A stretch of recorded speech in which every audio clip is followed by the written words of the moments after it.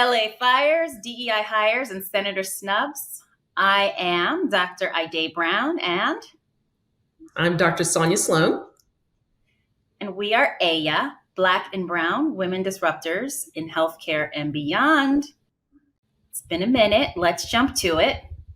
So wildfires, Los Angeles wildfires.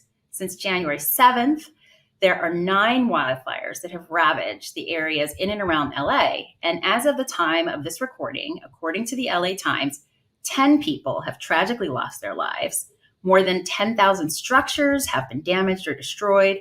Over 35,000 acres are still burning, and 153,000 people remain under evacuation orders. The insured losses are expected to surpass $8 billion. The number again, $8 billion.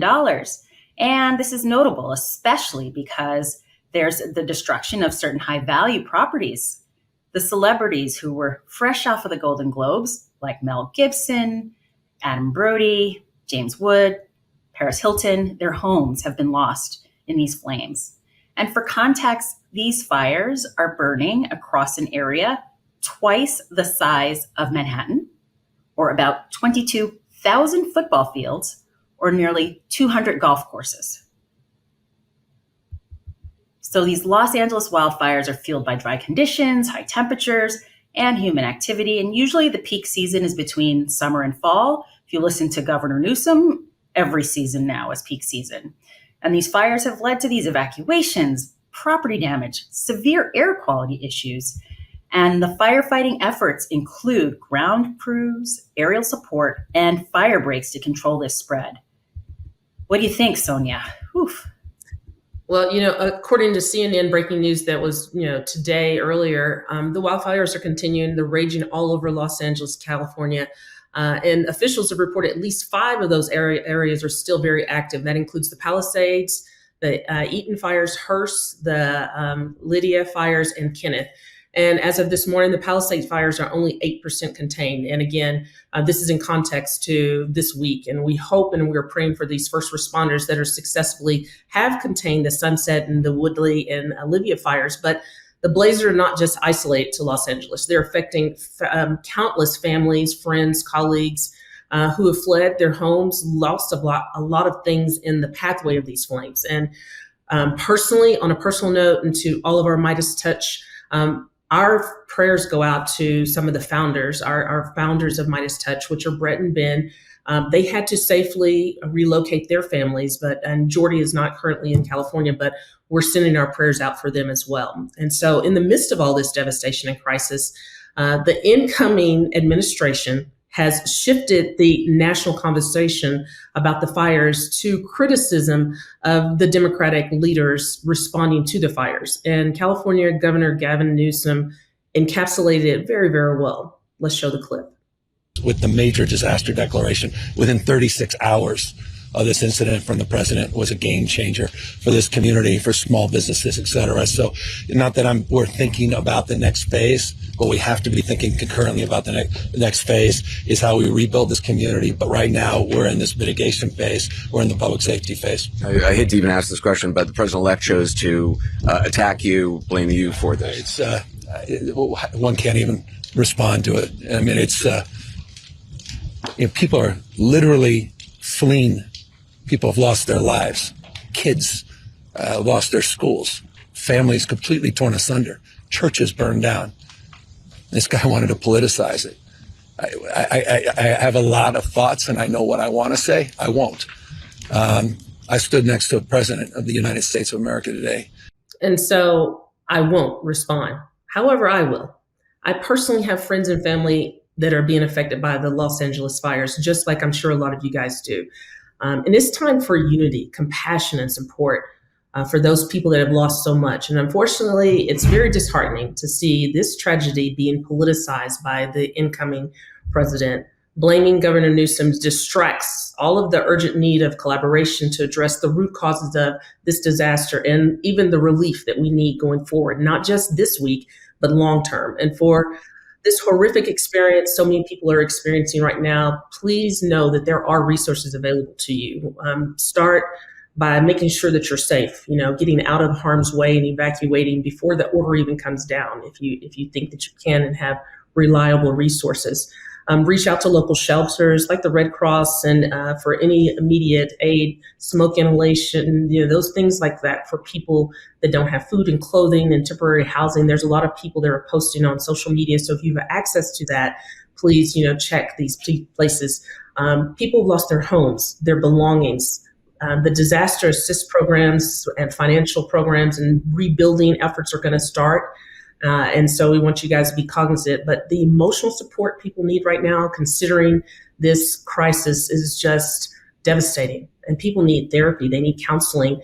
This is a lot of trauma that we're having to go through. And we don't want you guys to feel like you're facing it alone. So as we are watching this unfold, those who can, please donate to trusted organizations, volunteer your time, your monies, your efforts to the families that have been displaced. And in the face of such devastation, our collective strength of humanity can really make a difference. We've seen it time and time again. What do you think, Dr. Brown? I'm just going to take a deep breath because the governor of California, while fighting this horrible disaster, has to even comment on what I will call buffoonery. No video, photo, or number can truly capture the scale of devastation caused by these ongoing fires in Los Angeles. According to the LA Times, the impact on healthcare in the region has just been staggering. So Kaiser Permanente, that massive HMO and medical provider, has been forced to close multiple medical sites due to the fires. That includes pharmacy, laboratories, and an eye clinic. Elective surgeries have been canceled, and critical care services like dialysis treatments have been halted. And just take a moment and pause on that. Dr. Sloan, what happens when people don't get their dialysis as scheduled? Bad things happen. Death. Correct. Bad things happen. Very bad things. So in addition, hospitals, nursing homes, they're all facing this monumental task of evacuating patients. They have to evacuate patients in these fires. Healthcare workers, including nurses and physicians, are being asked to leave their own homes, some of which are under threat of fire or have already burned down, to help protect and care for vulnerable patients. Now think about these. Prescription refills are disrupted, dialysis treatments are halted, surgeries are taking place on limited generator power. The strain on the healthcare systems is immense. And to make these matters worse, the poor air quality has led to a surge in ER visits. So in times like this, it is clear this is not a moment for partisan politics. This is a time when true leadership is needed. And these are leaders who step up to serve others in the face of unprecedented challenges. Yet, on CNN, let's throw to that clip. Might have recall a news story from last year. There was some interest in the fire departments and the firefighters in California. And the interest was that there were too many white men who were firefighters. And we need to have a program in California to make sure we don't have enough white men as firefighters. So we have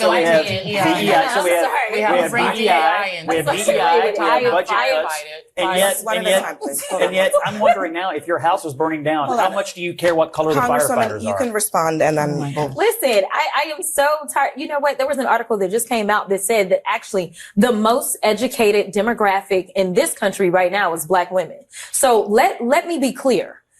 Because you are a woman, or because I know that some of the right has been sharing these photos of the fact that I believe that the fire chief may be a woman or something, that has nothing to do with it. We are looking at qualifications. What diversity, equity, and inclusion has always been about is saying, you know what? Open this up. Don't just look at the white men. Open it up and recognize that other people can be qualified. And the fact that we want to, at a time when people are dying, decide that a country of immigrants is failing, or people are dying because the same very people that built this country, because the last time I checked, y'all didn't say that anything was wrong with the White House. And I can promise you it was my ancestors that built the White House. So listen, if we have been good enough to build this country, we are good enough to serve and die overseas, we are good enough to serve in other ways. Mic drop. That's a virtual mic dropping. I mean, let's just take a closer look at the numbers behind the Los Angeles Fire Department's workforce. 5 to 7% of their personnel are women. That means 93 to 95% are men. The department is made up of 40 to 45% white, 40 to 45% Latino, and 10 to 12% Black firefighters. But here's the catch. Here's something that many may not even know. Prisoners make up 30% of those fighting fires in California. Nearly 800 incarcerated individuals are currently among the over 7,500 personnel battling fires across the state. Prisoners. And, according to the California Department of Corrections, these prisoner firefighters earn anywhere between $5.80 to $10.24 per day. Per day. They work in fire camps, which are minimum security facilities known as conservation camps, and that houses over 1,800 incarcerated firefighters. So just to repeat,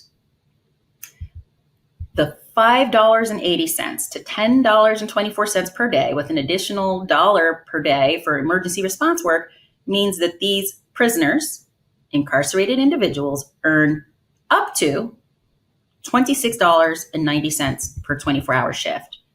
And there's an irony to this. The irony is that even graduates of this program face significant barriers to securing jobs as professional firefighters with CAL FIRE once they're released, although they worked for CAL FIRE when they were prisoners. And while this is a conversation for another time, it does highlight larger questions about the quote unquote slavery loophole and the unpaid and underpaid labor of prisoners, many of whom are Black and Latino. What do you think, Dr. Sloan? I'm tired. I really am, but I believe this is just par for the course for what is coming down the pike for the new administration. So we go from political chaos to disrespect, from the wildfires to politicizing people's tragedies, to now highlighting the DEI chaos that this guy wants to blame on us. And let me just say that we all know what was seen this week was continued disrespect, not just for women, not just a Black woman, but the highest ranking government official, Vice President Kamala Harris, this week was disrespectfully, with the snub. I call it the snub. Let's just roll the clip. Okay, we'll play it. Don't worry. Okay.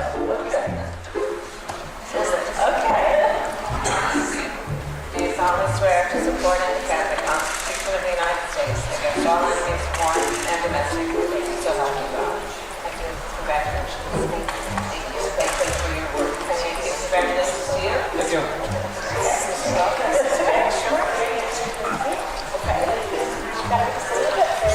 The pettiness in this gentleman, if you want to call him that, was the blatant snub to the Vice President Kamala Harris this week by a senator's husband during her being sworn in. Refusing to shake her hand was not just disrespectful, it was a stark reminder of the deep undercurrents of sexism and racism that continues to persist in our society today.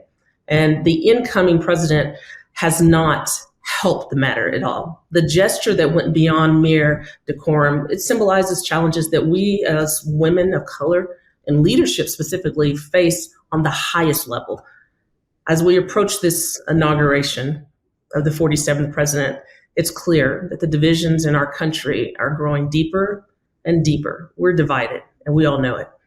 But it's moments like this that we should share to the call of action of unity and mutual respect and confronting the bias that continues to tear us apart. And I want to take a moment just to pause for one of the most humble presidents in the United States ever, and Jimmy Carter, the 39th president. He was a man of valor and much respect. And this week, as things have unfolded and we'll watch as history unfolds, I'm reminded that MLK holiday is going to be celebrated on the inauguration of probably one of the most, I won't say it, as Kamala Harris didn't say it, as Governor Newsom didn't say it. I won't give it creed, but let's just be reminded that in the next couple of weeks, we're going to have a lot to talk about with the incoming administration. So thank you all for watching. There's much more to come. We are eh-yah, contributors to the MeidasTouch network and proud members of the Meidas Mighty. Please subscribe, Like, share, and follow for more updates. Love this video? Make sure you stay up to date on the latest breaking news and all things Meidas by signing up to the MeidasTouch newsletter at MeidasTouch.com/newsletter.